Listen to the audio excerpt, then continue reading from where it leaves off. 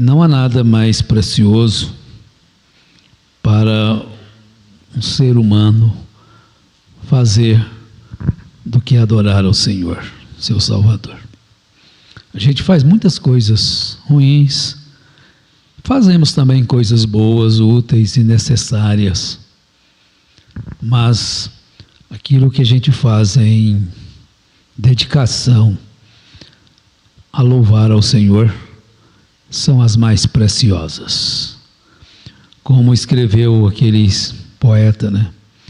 Preciosas são as horas na presença do Senhor. E aí você pode pensar, mas não existem outras horas preciosas? Tem, sim. Deus é misericordioso, é bondoso, é compassivo e nos presenteia com 24 horas por dia. E nós podemos transformar essas 24 horas em 24 horas preciosas. A hora que você está dormindo são horas preciosas. Você está alimentando, são horas preciosas. A hora que você está trabalhando, são horas preciosas. Você está rindo, se divertindo, são horas preciosas. Você está estudando, são horas preciosas. Mas quando você está orando, elas são mais preciosas. Porque nós precisamos de estar sempre em oração. Então, preciosas são as horas. Então, meu bom dia aos irmãos aqui presentes, ou presentes, né? E também a todos que nos acompanham aí pela internet. Irmão Francisco, Canindé? Onde? Anápolis. Irmão Francisco. Em Anápolis, nosso abraço. E outros que também não comunicam, né? O caso da irmã Rosa, a irmã Angélica, lá em Hidrolândia. Que Deus abençoe a todos. E também enviamos o nosso abraço ao pastor Júnior Fialho, o pastor José Fialho Júnior também, toda a comitiva que estão aí no sul. Que Deus os abençoe. São horas preciosas, aproveitem cada minuto. Às vezes a gente perde muito tempo, né, de aproveitar as horas que Deus nos dá, com coisas infrutíferas. O casal perde muito, a gente perde muito. Em discussões banais, sem fundamento.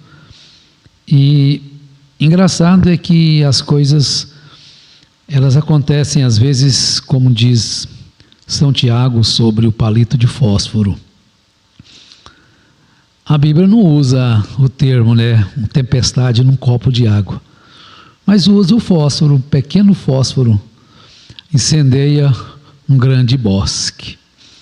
Às vezes uma palavra mal falada, ou mal interpretada, ou mal ouvida, estraga um dia. Os seres humanos, eles têm essa capacidade de qualquer um deslize, o mau humor se aflora. E então nós devemos vigiar sobre nossas interpretações, sobre nossas palavras, sobre aquilo que, se ouvimos direito ou não.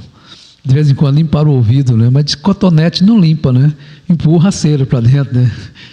Ai, que coisa, em vez de limpar, suja mais. É custoso esse tal de ouvido, né?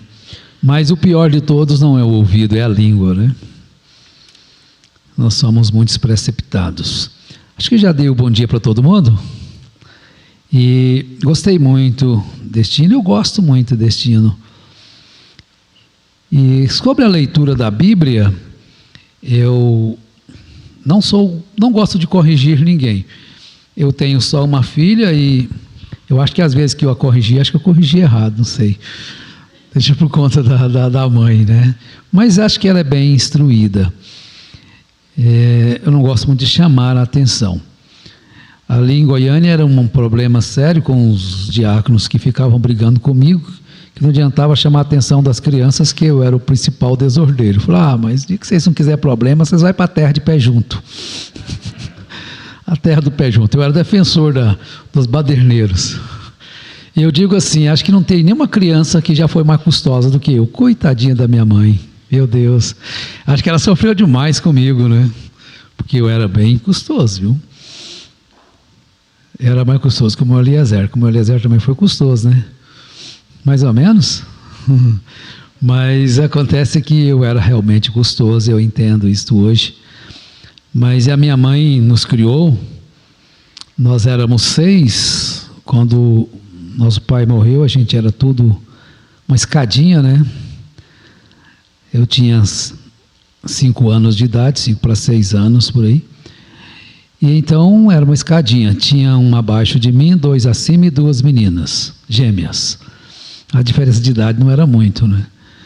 E, coitadinha, ficou com 6, pobre igual o Jó no segundo estágio. Porque Jó no primeiro foi bom, no segundo foi ruim, no terceiro foi bom também, né? Jó no segundo estágio. Mas graças a Deus ela tinha uma fé muito forte, sozinha. E naquele tempo não tinha esse negócio de Bolsa Família, Vale Gás, que mais? Tem muita coisa, né? Que as pessoas recebem hoje, naquele tempo não recebia nada não. Ou você tinha o dinheiro para comer ou passava fome. Não tinha jeito não tinha recursos. Mas ela, com a graça de Deus, conseguiu nos colocar no caminho, né? Um irmão nosso faleceu, acidente de carro, quando nós éramos jornaleiros, em 68, e os demais estão vivos até hoje. Aí, vencendo a vida, vencendo na vida. Estamos gratos a Deus, então, pelas mães, pelos pais, que mesmo nas dificuldades e nas angústias confiam em Deus e lutam com o que têm para manter a atmosfera cristã no trabalho, no trânsito, em casa, porque você sair de casa depende do horário e chegar no serviço tranquilo, ou sair do serviço 5h30, 6 horas e chegar em casa também com a cabeça fresquinha, não está dando patada, é Deus, porque é muito estressante o trânsito de Goiânia e todas as cidades, mas Deus nos tem guardado e nos tem protegido. E tudo isso nós podemos dizer Ebenezer, porque o Senhor realmente nos tem ajudado. Então nós gostaríamos de falar um pouquinho hoje sobre um assunto que as pessoas gostam, prosperidade. Mas em um amplo sentido, porque nós vimos hoje que as pessoas só veem prosperidade quando se fala de dinheiro. Dinheiro. Mas não é só dinheiro que é prosperidade. Entre todas as prosperidades que o homem pode chegar, a que causa mais males é justamente a de dinheiro. Antes dele ter dinheiro, ele deveria ser próspero em outros sentidos, para ele saber primeiro como viver com dinheiro. Ele deve aprender primeiro a não amar o dinheiro, a não ser cobiçoso do dinheiro, porque se ele tiver dinheiro e ele amar o dinheiro, for ganancioso, ele estragou a sua alma. Então nós devemos aprender justamente um pouquinho sobre esse assunto da prosperidade. Eu gostaria então que nós lêssemos a palavra de Deus. Nós vamos ler alguns versículos, mas nós vamos ler só um, com os irmãos em pé, depois vocês vão sentar para a gente ler o restante. Jeremias capítulo 17, verso 5. Já está marcado, né? Então podemos ler. Assim diz o Senhor: maldito o varão que confia no homem e põe a carne por braço e aparta seu coração do Senhor. Te pedimos, Pai, abençoar a Tua palavra, que já foi lida, as que serão lidas, e os comentários. Nós entregamos esta reunião doravante em tuas mãos, como o Senhor já abençoou desde as primeiras horas com a criança. Foi muito bom, não importa o número, importa a qualidade da escola. Em nome de Jesus, nós entregamos este dia em tuas mãos, nós aqui e de todos pela internet. Amém. Assentai-vos. Escola dominical. Normalmente eu não tenho escolas dominicais nas igrejas em que assisto. Aí o irmão Eliezer disse que não podia ficar lá, que depois o hino era o intervalo, né, para chamar o pregador. Eu disse, não, mas eu já sou acostumado a ficar no púlpito mesmo, nas igrejas que eu dou assistência, a gente é coringa, né? Faxineiro, zelador, tesoureiro, administrador, líder de cântico e que mais precisar, né? Pajem, tudo que precisar. Então a gente é acostumado já a começar o culto, já estar no local mesmo. Bem, meus irmãos, eu vou continuar a leitura até o verso 11. Se vocês quiserem acompanhar, vai ser bom.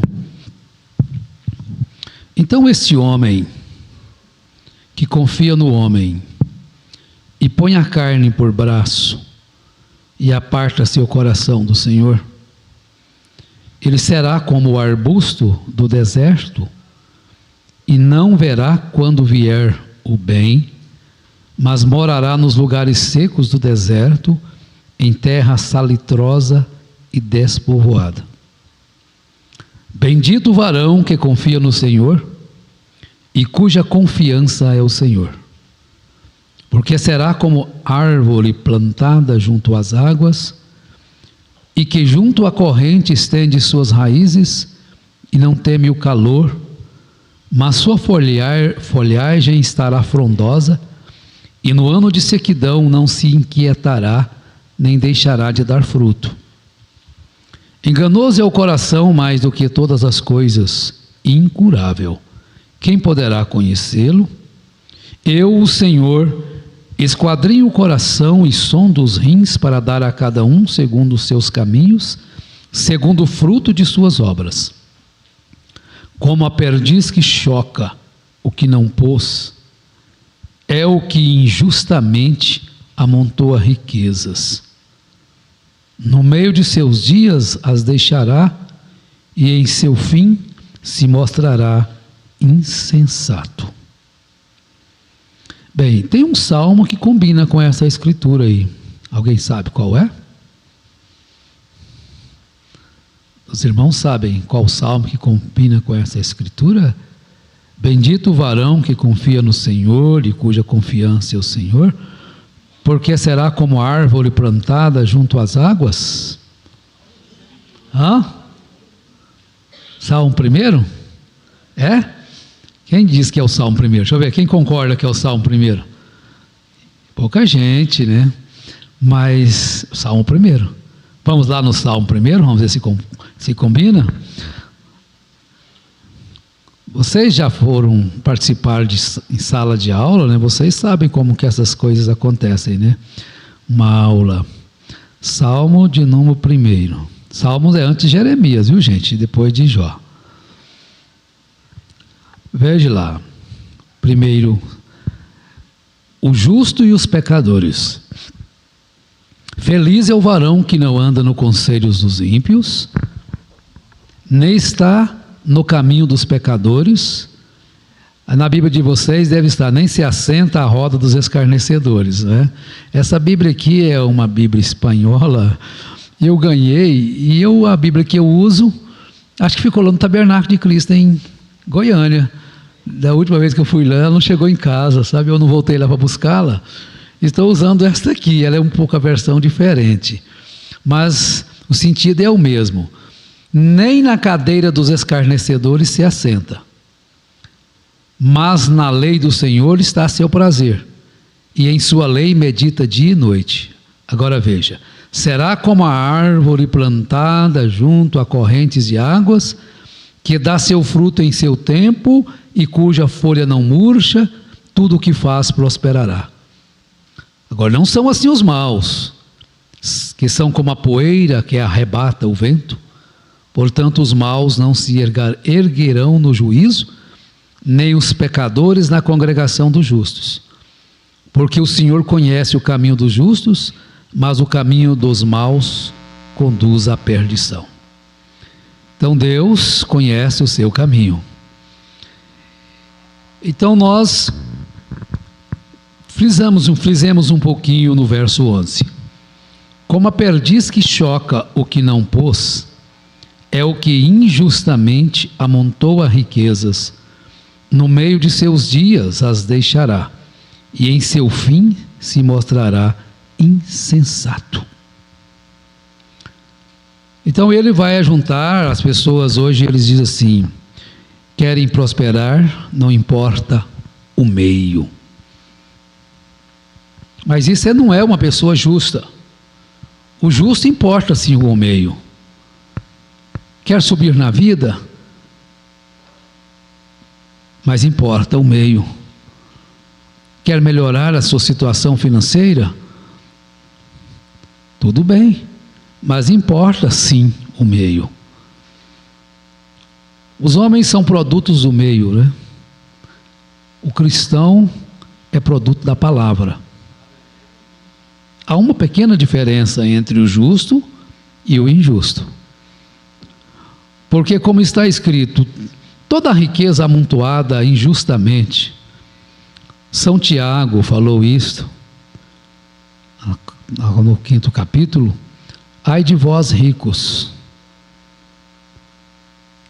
que diminui o salário do trabalhador, atrasa, é injusto com ele ao pagar o salário.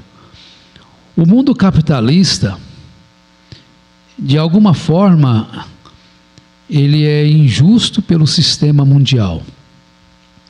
Se nós pregássemos hoje o sistema primitivo da igreja primitiva que foi usado, nós vamos ser chamados de socialistas, sem sombra de dúvida.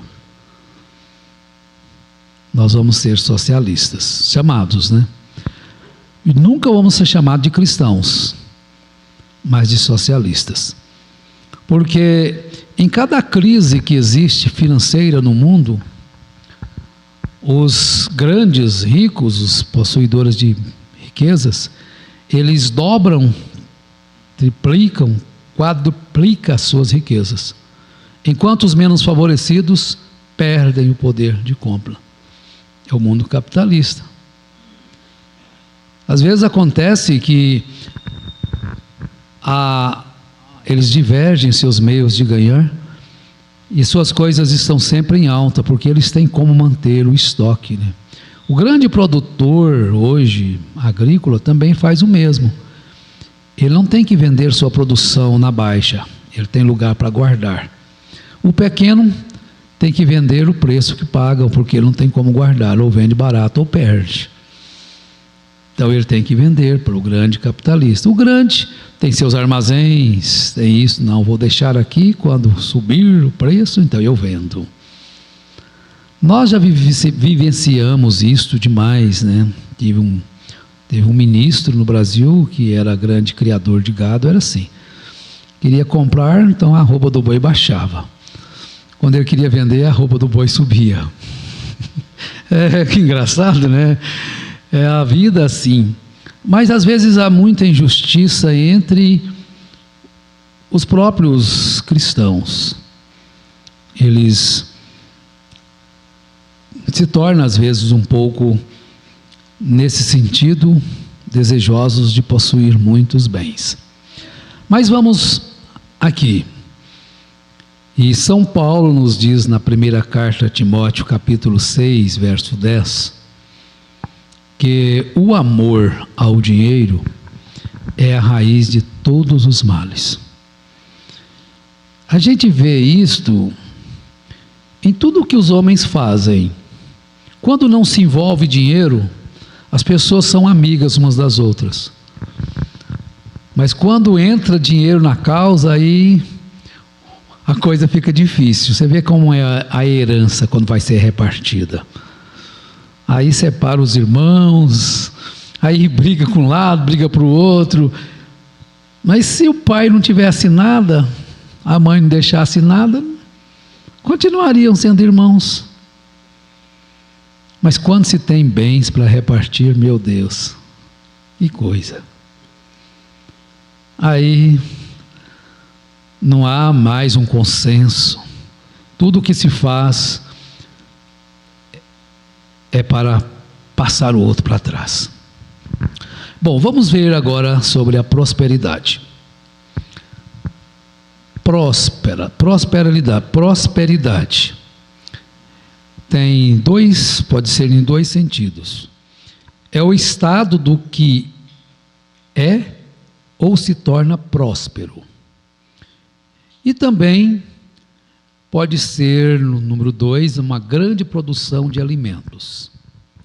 Em Gênesis 39, verso 2, vamos lá? Se vocês conseguirem encontrar aí, fica bom. Gênesis 39, versos 2. E se alguém desejar também falar alguma coisinha dentro desse assunto, você tem o microfone, tá bom? Eu não falei com o pastor Júnior se eu poderia fazer isto, mas ele está vendo de lá, né? 39, verso 2. Deixa eu ver, eu estou em Êxodo, né? Por isso que não dá certo. Para mim não é esse versículo. Êxodo, Gênesis 39, verso 2. Diz assim: o Senhor estava com José, e foi varão próspero, e estava na casa de seu senhor, o egípcio. Vendo seu senhor que o Senhor era com José, e que tudo o que ele fazia, o Senhor o prosperava em sua mão, José achou graça a seus olhos e o servia.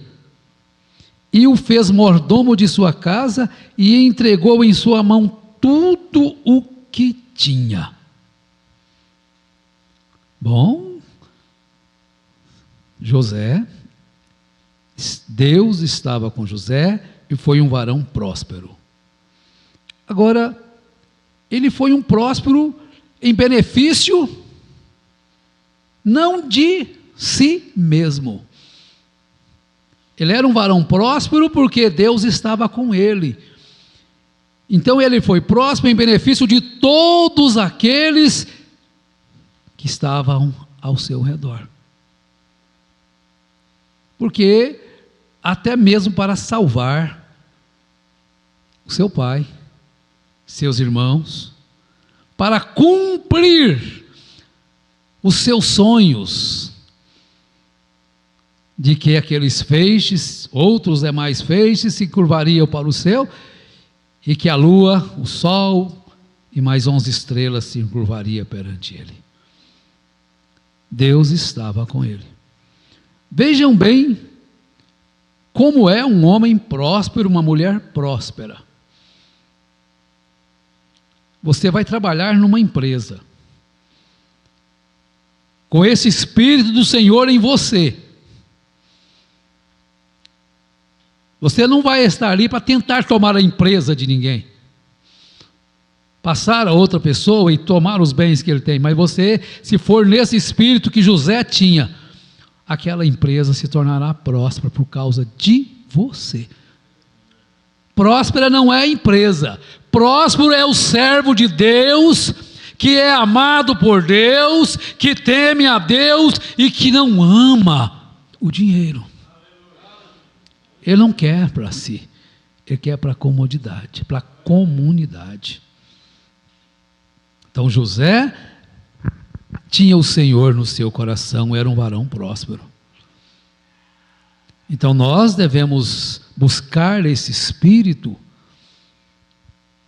que nos faz prósperos, mas não é no sentido de poder aquisitivo, de nos tornarmos milionários. Aí você vai pensar, mas um cristão não pode ser milionário? Se Deus te der. Apesar que nós vamos chegar lá no Novo Testamento, vocês vão descobrir que Jesus não nos prometeu dar riquezas, não. Jesus não prometeu nos fazer milionários. Mas José era um varão próspero.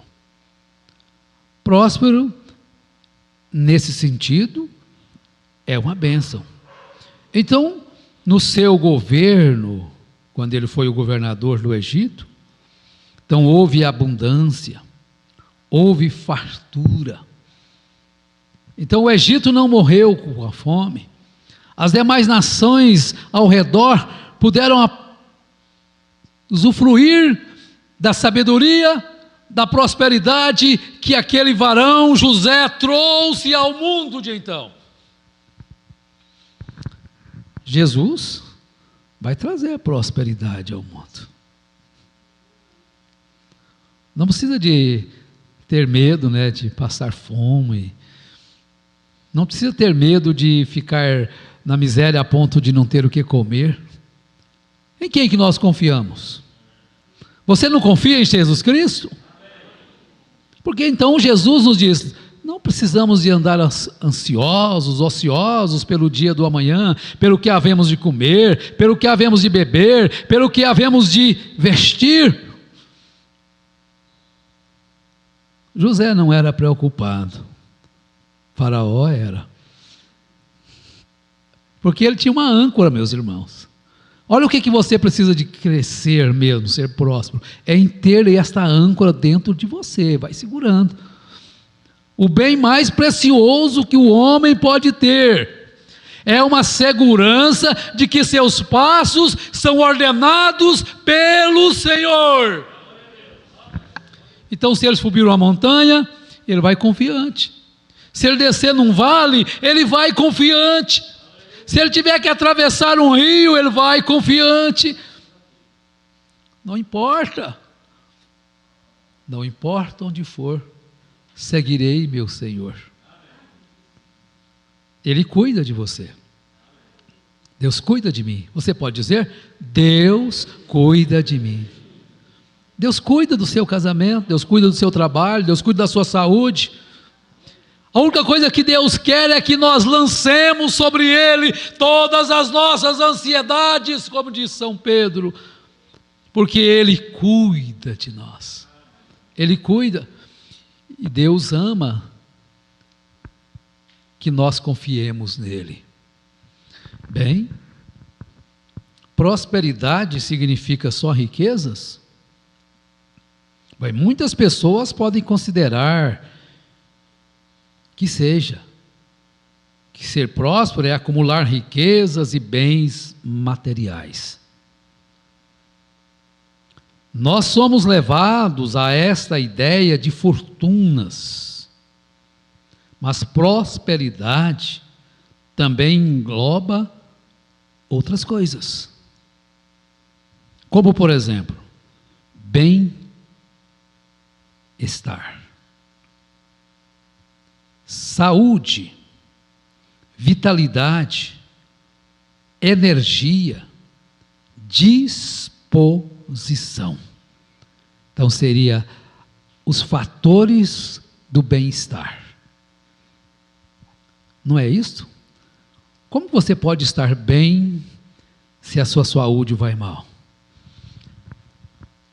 Então você é próspero em saúde, você é próspero em vitalidade, você é próspero em energia, você é próspero em disposição. Vamos fazer isto? Vamos. Vamos fazer aquilo? Vamos. Isso também é prosperidade, de bem-estar. Porque quantas pessoas têm fortunas, riquezas, e no entanto não tem nem um pingo de vitalidade para usufruir a sua riqueza. Não tem nem um pingo de energia. Não podes nem comer direito. Então se você for preferir ser milionário e não ter o bem-estar, que seria essas coisas que nós falamos, saúde, vitalidade, energia e disposição. Analisa, o que é que você preferiria? Um monte de sacos de ouro, de dinheiro, ou ser um homem, uma mulher com vitalidade, com saúde, com energia e disposição? Então, tudo isso faz parte da prosperidade. E Deus quer que você seja próspero, irmão. Deus quer de você próspero, irmã.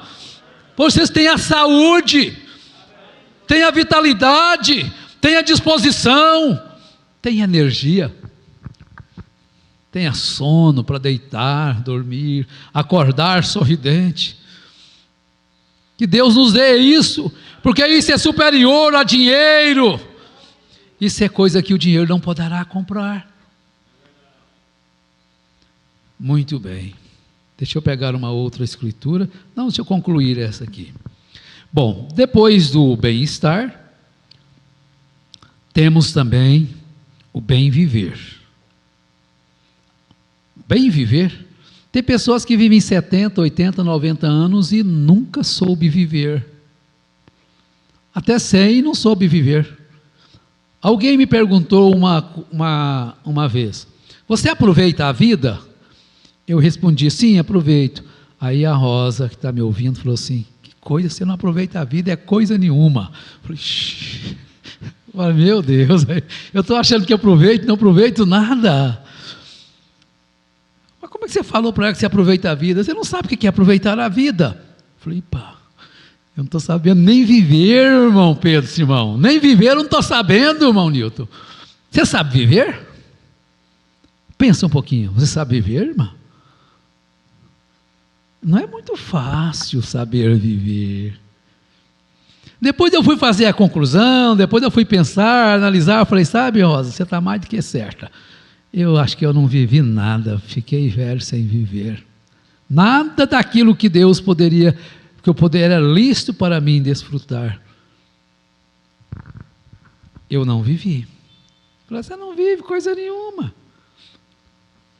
Mas bem viver, independência financeira, qualidade de vida, desenvolvimento e realização pessoal e profissional.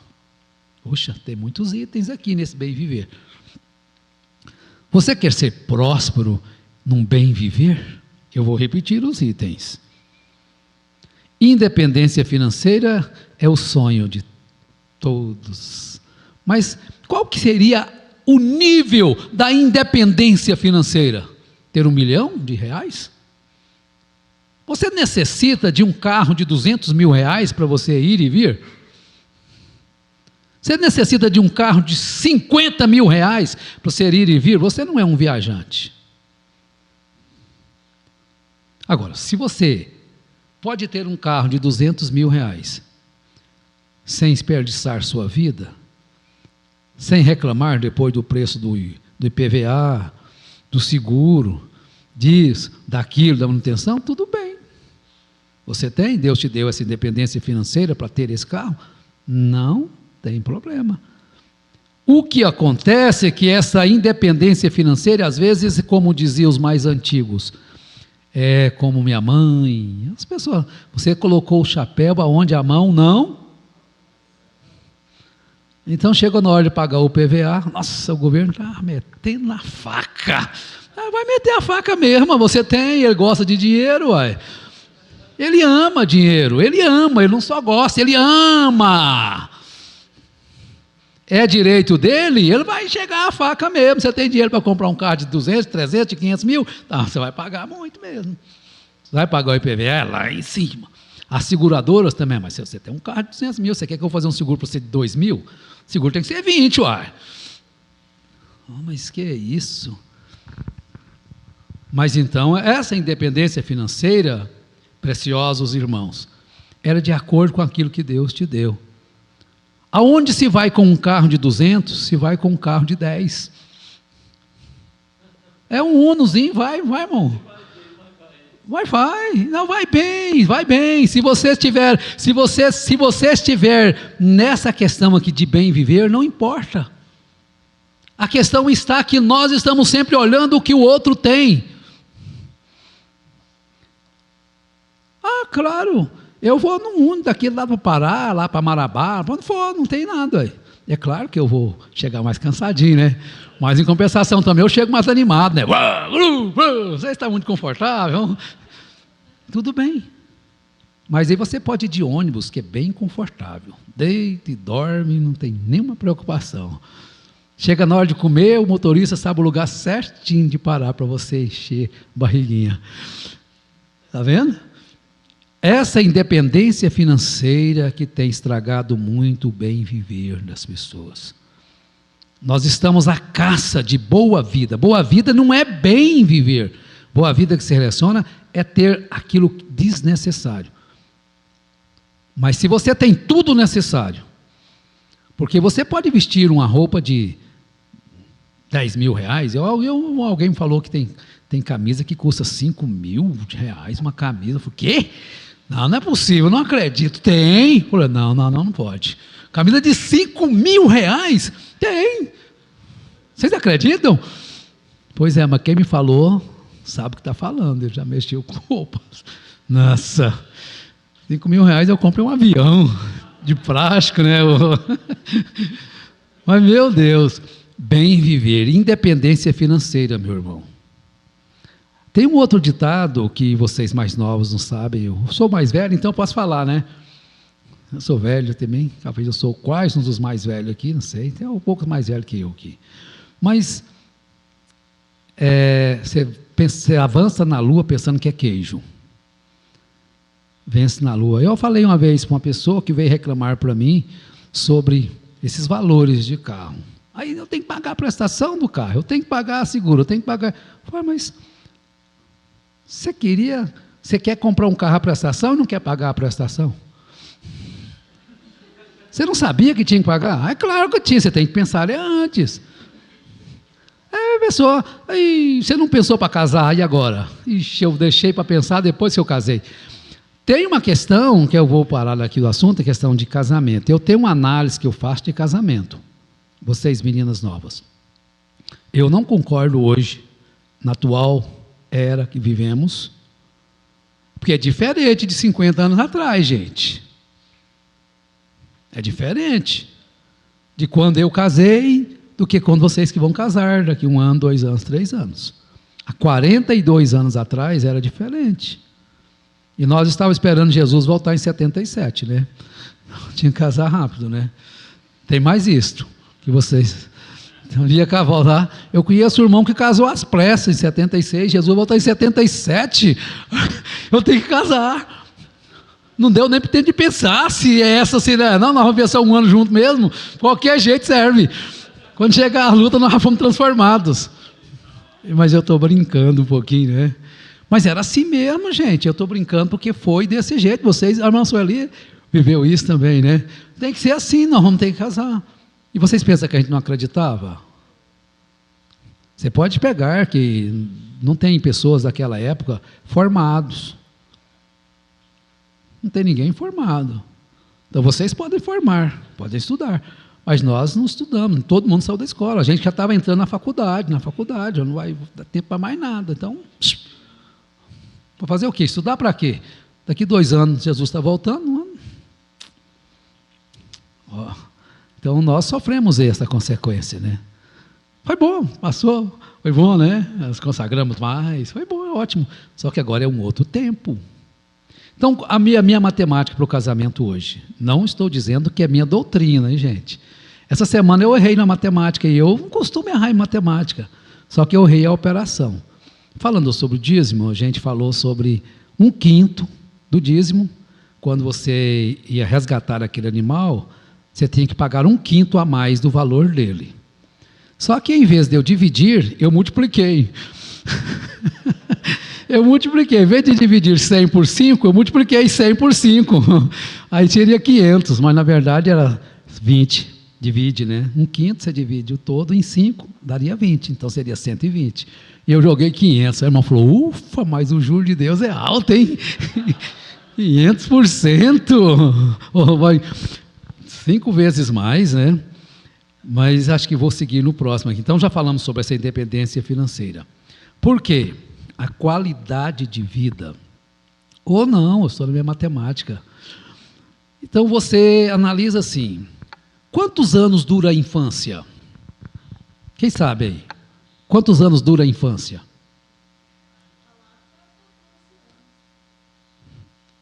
Mas a infância dura até 12 anos. Quem acha que 12 anos a infância? Dura até 12 anos. Tem uns que duram mais um pouquinho, né? Vai 13. Eu acho que eu fui bem uns 17 anos de infância. Porque quando eu fui apresentar no quartel, aí um sargento, naquele tempo tinha bullying, eles falam de bullying hoje, mas um sargento olhou para o capitão e falou assim: olha, capitão, isso aqui agora foi creche. Porque é para apresentar assim, para pegar a reservista, né, que não servia não. E a discriminação existia muito mais forte que é hoje. Você já pensou? Será num órgão das Forças Armadas Brasileiras, o Exército, o sargento olha para o capitão, olha para mim e fala: olha, capitão, que agora foi creche. Que coisa, né? Deu vontade de bater nele, mas como é que batia, né? Não tinha jeito, né? Mas é só para descontrair um pouquinho, já que a gente tem um tempozinho, né? Vamos fazer uma escola bem divertida. Qualidade de vida. Então você não vai estragar a sua vida. 12 anos é a infância. Quantos anos dura a adolescência? Adolescência. 4, 5, 6, em torno de 4 a 6 anos. Você vai casar na sua adolescência? Pensa um pouquinho.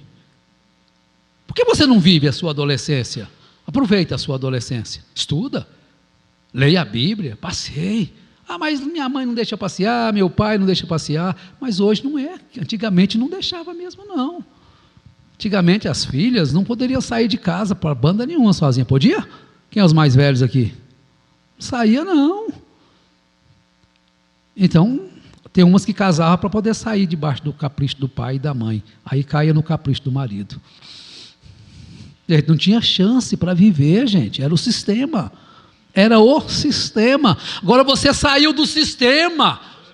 Você vive em um outro mundo, numa outra vida, numa outra dimensão, dentro dessa própria terra. Nós devemos compreender isso, que nós estamos vivendo numa outra dimensão, fora dessa dimensão que muitos viveram há 40, 50 anos atrás. Agora, não transforme a liberdade em libertinagem para dizer que você tem qualidade de vida, eu sou livre, não. A liberdade não quer dizer fugir dos seus direitos, dos seus deveres. Quando se foge dos seus direitos, você sai da liberdade e cai na libertinagem, que é pecado, que é condenável. Mas a liberdade que você tem de escolher. Quantas pessoas no passado, moças e moços, até moços, não é só moças, não casaram sem ter o direito de escolher com quem que se casaria. Você pensa que hoje não, os reis também no tempo do reinado era assim, vocês estão estudando, vocês sabem. Aquele príncipe não poderia casar com quem ele quisesse. Há pouco tempo agora veio um príncipe lá da Inglaterra, casou com uma plebeia. Você viu a confusão que deu? Porque estraga a economia. Estraga, né? Tem que manter a linhagem. Mas ele casou.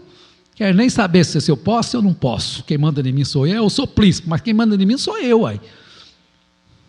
Vou casar, ela é plebeia, mas não tem problema, é com ela que eu quero casar. Viu como que é outra dimensão? Outro tempo? Então você vive 4, 5 anos como adolescente. Casou na adolescência? Agora, deixa eu falar uma coisa para vocês. Vocês que já casaram, não se lamentem, vocês casaram. Eu estou me referindo a solteiros e solteiras. Tá bom, casou na adolescência. Mas se você passou a adolescência, 18 anos, agora eu sou. Como é que chama? Emancipado? As mulheres emancipam com 18? Vocês têm que me ajudar, porque eu não tenho esse conhecimento. 16 emancipada? Não. 18, né? As mulheres 18 e os homens 21, as mulheres também agora 21. As mulheres também agora são 21? Emancipada? Tudo bem. Aí você casa antes dos 21, você casou, nem se emancipou ainda. Você não sabe nem o que é poder dar umas voltinhas ali como solteira, ter liberdade de estar com suas amigas, com seus amigos. Casou. Agora acabou, agora é um jugo. Ah, mas não é desigual, mas é jugo. Você coloca 2 bois juntinho, coloca um jugo nos 2, eles são iguais, o jugo vai ficar desigual, estão do mesmo tamanho, tem o mesmo peso, mas é jugo.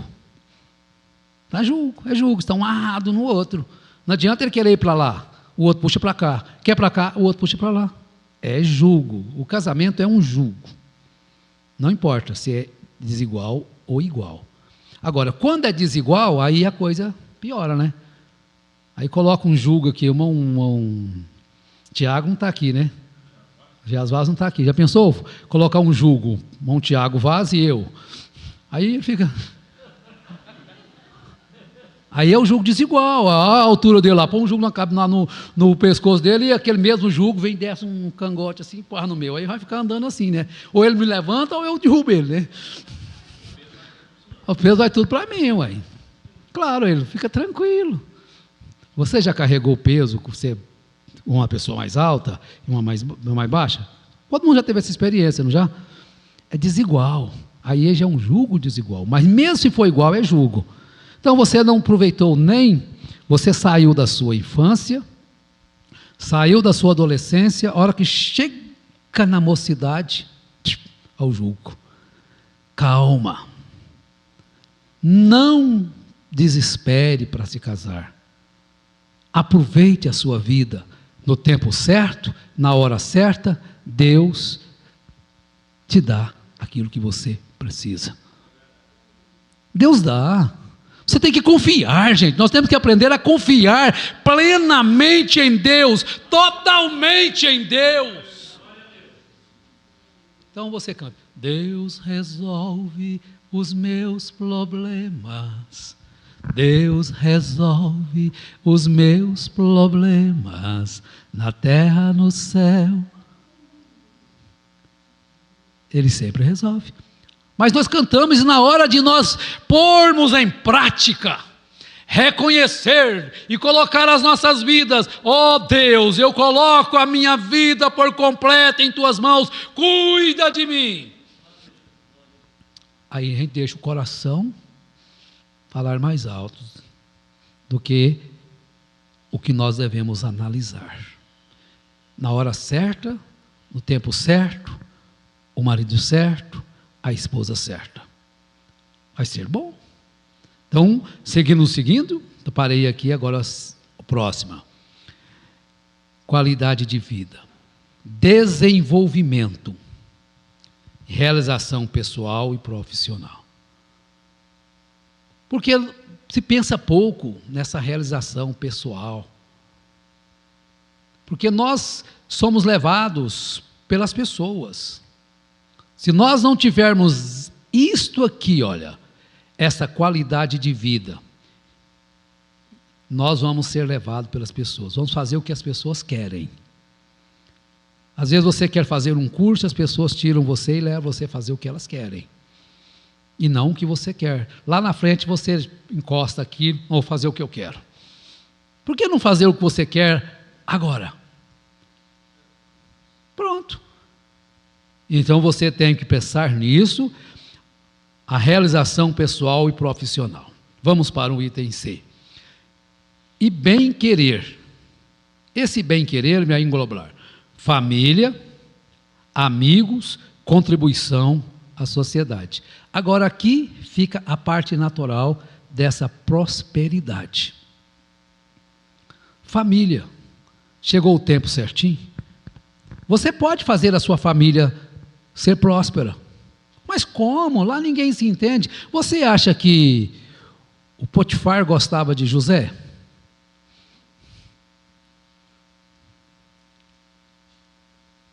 Não. Ele gostava do espírito que estava em José, que fazia a sua casa ser próspera. Enquanto ele estava dando lucro para ele gostava dele. Mas eu vou brincar com a Rosa de novo. Vou brincar com ela, está longe, né? Posso brincar. Porque uma vez alguém falou assim, mas o fulano, não vou citar o nome aqui não, porque a gente vai evitar de falar o nome das pessoas. Mas fulano gosta demais do irmão Carlos. Aí ela fala, mas também como é que não gosta? 24 horas de escravo, sem reclamar, sem falar nada, aí todo mundo gosta. 30 anos de escravo, todo mundo gosta, quem não gosta? Como que Potifar não ia gostar de José? Um escravo, o qual ele não pagava salário. O qual ele podia deixar tudo na mão dele, que ele não roubaria nem um centavo. Ele não teria que colocar ninguém vigiando aquele funcionário. E tudo que José punha a mão, prosperava. Se fosse plantar tomate, daria 10 toneladas por hectare de chão. Nossa. Mas quem que não queria? Quem que não gosta? Mas quando chegou a hora dele provar se gostava, para onde ele mandou ele? Para onde ele mandou José? A prisão, calabouço. Quantos anos José ali? Eu falei 13 na minha programação, de 17 aos 30, né? Eu pensei que fosse, eu não li na Bíblia, faz tempo que eu não leio a Bíblia. Por isso que é bom ler a Bíblia, irmão. Leia a Bíblia e faça a oração. Vamos cantar juntos? Faça a oração, faça a oração. Leia a Bíblia e faça a oração, se quiser crescer. Eu não li, eu chutei, 17. Depois vou mandar a pessoa que eu vou mandar, irmão, se ele errou a Bíblia, lá não é 13 não. José entrou, foi com tantos anos, saiu com tantos. Falei, então vou ter que ler a Bíblia mais. Então vamos ler a Bíblia. Então ele gostava? Não, ele queria porque ele era próspero. E quem não quer uma pessoa próspera perto dele? Quem não quer uma pessoa bem-aventurada, próspera perto dela? Todo mundo quer, gente. Então São Paulo chegou a expressar assim: enquanto depender de vós, tende paz com todos os homens. E não é difícil ter paz com todos os homens, não. Deixa que o Espírito Santo, esse mesmo Espírito que estava sobre José, te domine para você ver. Você não vai sonegar, você não vai estar visando pegar o lucro do seu patrão, você vai querer a prosperidade do seu patrão. Deixa o espírito de José estar no patrão para ver. Ele vai querer o sucesso do funcionário, ele vai querer a prosperidade do funcionário. Em 81 eu era guarda. Nossa, mas tamanho de guarda, hein? O povo tinha um medo de mim, se você de ver. Aí, de repente, tinha um lá que tinha acabado de sair do exército. Um rapazão forte, bonito, né? Eu era pequenininho, feio, né? Mas ele reclamava. Ele falou assim para o patrão: eu quero mais é que esse patrão quebre, se afunde. Eu falei: mas se ele chegar a quebrar, você já morreu de fome, moço. Quando você chega, se o patrão seu, que você é milionário, se você chegar a quebrar, onde nós vamos parar, nós pobres? Nós já estamos na sepultura há muito tempo. E aí ele trabalhava de muito má vontade. E um dia o nosso supervisor chegou e eu estava perto e conversou com ele. Ele falou assim: você saiu do exército ano passado, né? Sim, eu saí. Você serviu porque você quis ou porque te obrigaram? Porque me obrigaram. Eu não queria servir, me obrigaram. Aí tudo bem, então você serviu lá de má vontade, né? Mas aqui você está trabalhando porque você quer. Se você não quiser trabalhar, você pode ir lá, departamento pessoal, que eles abaixam a sua carteira e você vai caçar o que você quer fazer, para você fazer melhor, porque desse dia que você está trabalhando aí, você quer que nós afundemos, ué. Mas trabalhe do jeito que você quer que a sua empresa vá. Viva a sua vida de casal do jeito que você quer que a sua esposa seja feliz e vice-versa. Vamos fazer isso. Casamento é uma tortura? Não. É só nós aprendermos essa aqui, ó. É ter o espírito de querer que a pessoa seja próspera. Você quer que seu marido seja próspero, a seu marido quer que você seja próspera, mas em todas essas realizações da sua vida, não é só no dinheiro, não. A felicidade, o bem-estar, a satisfação, a alegria do retorno. É isso, faz o casamento feliz. Então é um casamento próspero. Pode ser pobre, não pode ter dinheiro, não precisa nem ter dinheiro às vezes. Pode ser aquela, como disse Salomão, aquela pouquinho de, aqui um pouquinho de tomate com a salsazinha, né? Um arrozinho com ovo frito. Ih, mas arroz com ovo frito, né? É bom demais, né? Não precisa nem ter feijão. Se tiver feijão, estraga, né? Todo mundo gosta, não gosta de ovo frito? Frito assim na banha. Aí eu gosto assim, ó. Aí a clara fica bem torradinha e a gema molinha. Aí você pode fritar 6. A minha mãe trabalhava numa casa e tinha um menino muito exigente. Ela trabalhava, lavava roupas. E de repente o menino era novinho e falou para a funcionária: eu quero 6 ovos. Ela achou que era muito e arrumou só 4.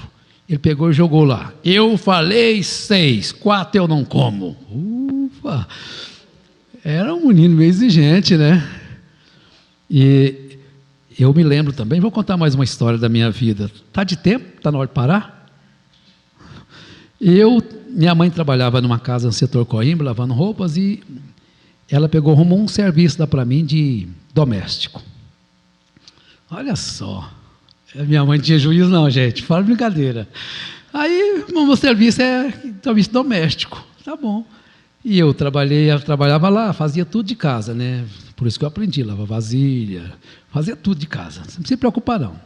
Faço comida, limpo casa, lavo roupa, passo roupa, limpo casa, faz tudo. Lava vasilha, enxuga, limpo até fogão.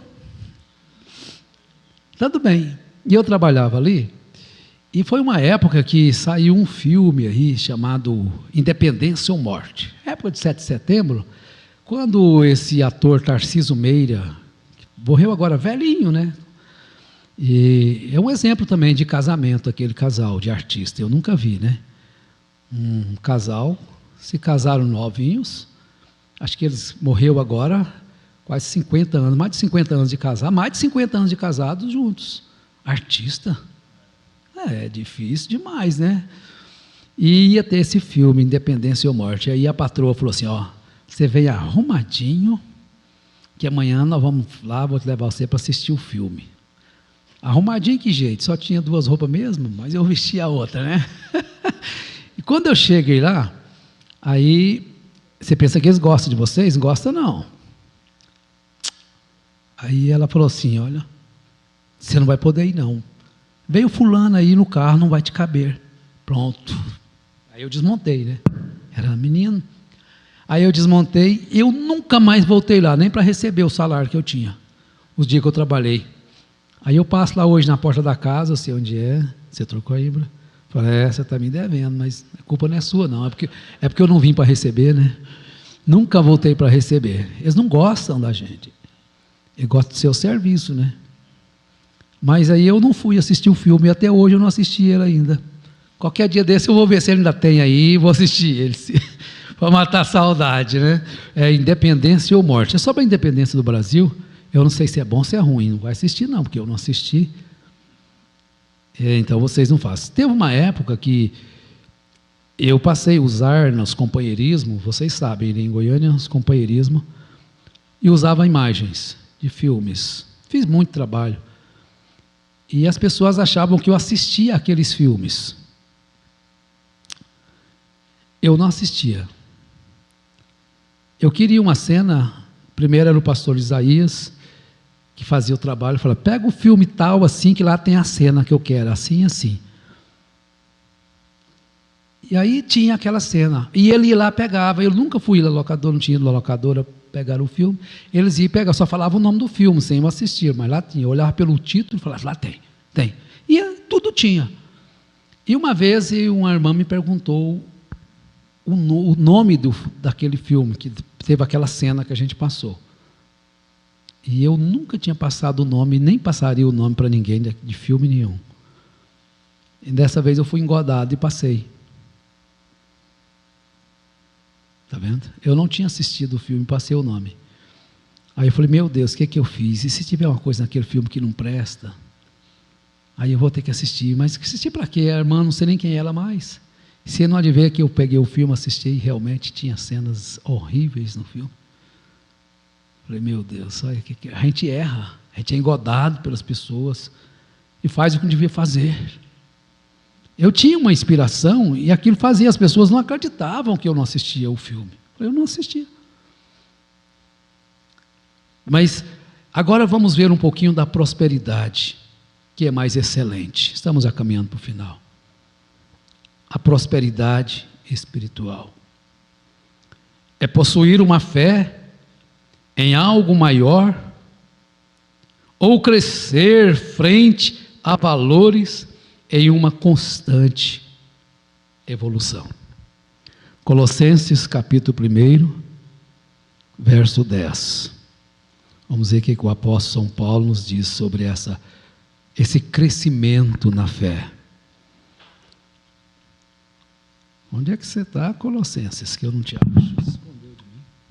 Colossenses capítulo 1, verso 3.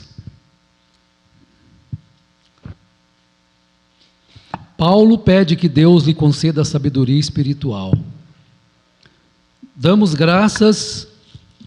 Eu já fui corrigido disso aqui, deixa eu me consertar aqui.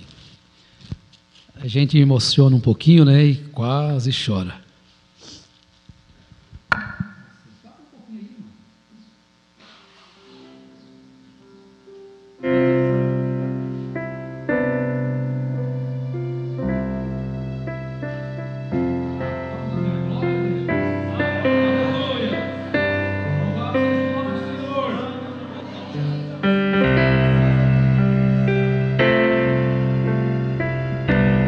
É fazer aquilo que foi ensinado a fazer. Pronto. Você foi ensinado a fazer uma coisa? É correta? Pratique. Faça. Não teime, né? Faça o correto. Paulo pede que Deus lhe conceda sabedoria espiritual. Damos graças ao Deus, Pai de nosso Senhor Jesus Cristo, orando sempre por vós, tendo ouvido de vossa fé em Cristo Jesus e do amor que tendes para com todos os santos, por causa da esperança que vos está reservada nos céus, da qual já ouvistes antes pela palavra verdadeira do Evangelho. Oh, que coisa maravilhosa! Pedir sabedoria espiritual, o qual chegou até vós, assim como em todo o mundo, e está produzindo fruto e crescendo, também em vós, desde o dia que o ouvistes e compreendestes a graça de Deus em verdade, está crescendo em vós. Tudo que está começado em vós está crescendo. Você ainda não chegou à estatura ainda que você precisa, mas deixa isso crescer, deixa essa fé espiritual ser próspera em você. Busque essa prosperidade espiritual, essa vida, essa graça abundante. Oh, que coisa! Segundo as Tessalonicenses 1:3. Eu li Colossenses 1, agora deixa eu ver o 10 do Colossenses. Eu parei antes, verso 10. Para que andais como é digno do Senhor, agradando-o em tudo, produzindo fruto em toda a boa obra e crescendo no pleno conhecimento de Deus. Então você não pare de crescer no conhecimento de Deus. Na estatura física a gente para. Eu parei antes da hora, mas no conhecimento você não para. Todo dia você vai crescer um pouquinho. Vamos cantar de novo o corinho? Vou crescer, lendo a palavra do Senhor. Vou crescer, sempre na oração. Sempre devemos, irmãos, dar graças a Deus por vós, como é justo, porque vossa fé vai crescendo, e o amor de cada um de vós aumenta para com os outros. Vamos pedir isso a Deus? Senhor, faça com que o meu amor cresça para com o meu irmão. Senhor, faça com que minha fé cresça. Faça com que o meu amor cresça. Eu preciso de mais fé, de mais amor. Eu preciso ser próspero nisto, Senhor. Eu preciso ser próspero na fé. Eu preciso ser próspero no amor. Ajuda. Aleluia. 2 Pedro 3,18. Olha, vamos ver o 17 também. Assim que vós, ó amados, sabendo isso de antemão, guardai-vos, não ocorra que arrastados pelo erro dos iníquos, caiais de vossa firmeza, arrastado por mentiras, então você desiste da fé, arrastado por enganos, você então caia da firmeza. Agora eu não vou ser mais nada, escandalizei com tudo. Não se escandalize com tudo. Volte para a palavra, creia na palavra. Não ponha a sua confiança no que o homem diz, mas ponha a sua confiança no que Deus diz. Agora antes, verso 18, crescei na graça e no conhecimento de nosso Senhor e Salvador Jesus Cristo. A Ele seja a glória, agora até o dia da eternidade. Amém. Por que você não quer crescer nessa graça? Neste conhecimento? Moisés deixou as riquezas do Egito. Deixou? Ele preferiu, depois de grande, deixou de ser chamado filho da filha de Faraó, para ser peregrino com o povo de Deus, para ser um amassador de barros, do que por um pouco de tempo ter o gozo de pecado. Cresça nisto. Quanto mais você crescer na fé, na graça, no amor, e a sua visão estiver mais contemplada na Nova Jerusalém, na glória eterna, na vida eterna, mas você se afastará daquilo que é do mundo, mas você se afastará daquilo que te afasta de Deus. Como disse Martim Lutero, ou este livro, a palavra de Deus, esta Bíblia me afasta do pecado, ou o pecado me afastará deste livro que é a Bíblia. Então afaste do pecado, aproxima-se de Deus. Oh, que graça maravilhosa de nosso Senhor Jesus Cristo. Então, meus amados irmãos, peguemos a instrução do Senhor Jesus agora.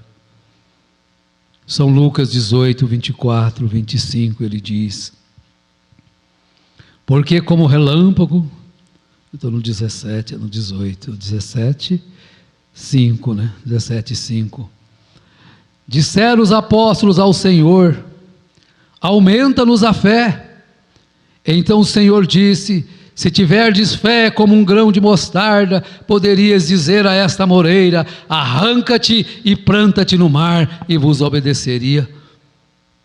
Cristãos, irmãs, irmãos, vamos buscar esta prosperidade da fé, este crescimento, vamos buscar mais o temor de Deus, porque isso aumentará os nossos dias. Em Provérbios capítulo 3, 2 e 10, 27 nos diz: o temor do Senhor aumentará os dias. Viver uma vida destemida, você não quer isto? Uma vida de aconchego celestial, uma vida de prosperidade espiritual. Então você não terá que se preocupar com os milhões, você estará ouvindo aquilo que Jesus disse: olhai para os lírios do campo, eles nunca fiaram, eles nunca teceram, e nem Salomão com a sua riqueza toda se vestiu como um deles. Não vos preocupeis, pois, com o dia do amanhã, porque fiel é Deus que cuida de cada um. Busque ser apenas fiel a Deus, busque apenas ser diligente na leitura, diligente na oração, diligente na adoração, diligente na adoração ao Senhor, no louvor. Ele cuidará de você, Ele fará próspera a sua jornada. Olha o que Eliezer fez quando Abraão mandou ele buscar uma noiva para Isaque. O que ele fez, meus irmãos e minhas irmãs? Ele arrancou os cabelos de sua cabeça? Não, ele simplesmente orou e disse para o Senhor prosperar o seu caminho. E quando chegou ali na fonte onde ele teria que chegar, ele simplesmente fez uma oração: ó Senhor Deus de meu senhor Abraão, faça com que a donzela que aparecer e que der água para mim e também para os camelos, seja esta a escolhida pelo Senhor. Deixa Deus escolher seu destino, deixa Deus escolher os seus passos. Mas como eu tenho que tomar uma decisão, Eliezer também tomou uma decisão, e foi uma decisão inspirada por Deus. Talvez esteja faltando decisões inspiradas por Deus. E quando Rebeca se aproximou, e ela então disse para ele, para que daria água para ele. E depois, quando ela deu água para ele, ela disse: darei água também aos teus camelos. E no verso 21, aquele homem Damasceno, servo fiel de Abraão, então ela disse para ele: olha, bebe, meu senhor. E apressou-se, baixou o seu cântaro sobre sua mão e deu-lhe de beber. Isso aqui é Gênesis 24, 18. E quando acabou de dar-lhe de beber, disse: tirarei água também para teus camelos, até que acabem de beber. E apressando-se em despejar seu cântaro na pia, correu outra vez ao poço para tirar água para todos os seus camelos. Então aquele homem admirado, talvez cruzou seus braços, se assentou em uma pedra, e ele disse, e estava aquele homem admirado em vê-la, calando-se para saber se o Senhor havia prosperado sua jornada ou não. Não sejamos precipitados, sejamos calmos, temperantes, tenhamos essa estatura completa em nós: a fé, a virtude, conhecimento, a temperança. Vamos buscar isso de Deus. Vamos ser prósperos. Você quer ser próspero? Quer ser próspero? Vamos fechar os nossos olhos e pedir ao Senhor Deus essa prosperidade. Vamos orar. Você pode fazer essa oração agora? Senhor Deus e Pai, este povo agora está orando aqui presente, e muitos orando à distância, mas o Senhor é o mesmo Deus daqui, o Senhor é o mesmo Deus do sul, do norte, do leste, oeste, de outros países, e nós estamos aqui para sermos cheios do Senhor. Nós viemos adorar o Senhor, não viemos cumprir uma presunção, mas viemos, ó Pai, para receber mais de Ti.